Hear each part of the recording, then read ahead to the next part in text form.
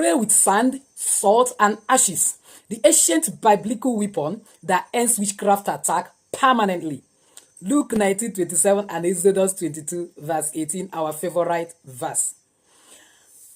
Beyond the Xmas celebration, there are peoples that are not celebrating. I know a lot of people have traveled to their locations to celebrate the Christmas and New Year.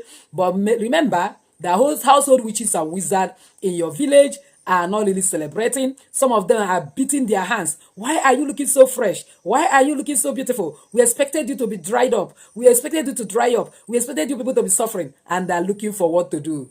And believe me, that's why today's video, I'll be sharing with you how you will overcome the witches in your village, overcome witches and wizards wherever you are found, so that they will not find their way in 2026. Because believe me, what I am going to be teaching you today, witches fear this prayer. Sand, salt, and ashes. They are biblical powers that nothing can stop. The prayer materials hidden in the Bible that silence enemies forever. Follow me to the end of today's video. I'll be sharing that amazing information. But before then, please give this video a like.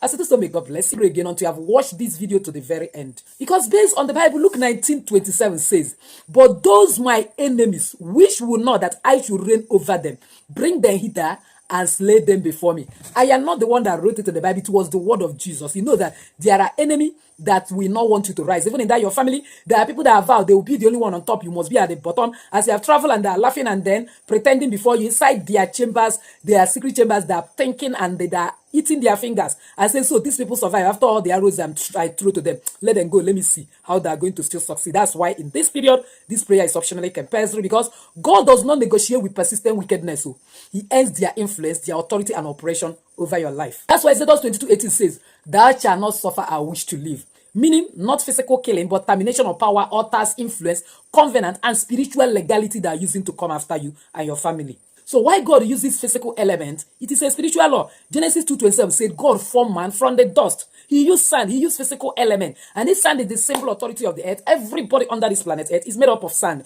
That's why when you use sand to pray, it will work wonders in the life of people, whether positive or negative, depending on the direction you pray. Matthew 5:13 says, "You are the salt of the earth." If we are the salt of the earth, just as Jesus said, and salt doesn't die, salt doesn't decay, will not die, will not decay. And anybody that have eaten salt, that the urine is tasting salt, the sweat is tasting salt, that will try us, we have his or herself to blame.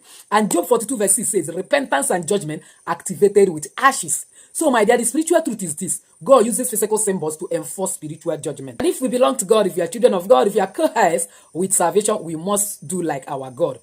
So let's look at the spiritual power of each item so that you know what you are doing. Sand means earth authority and dominion.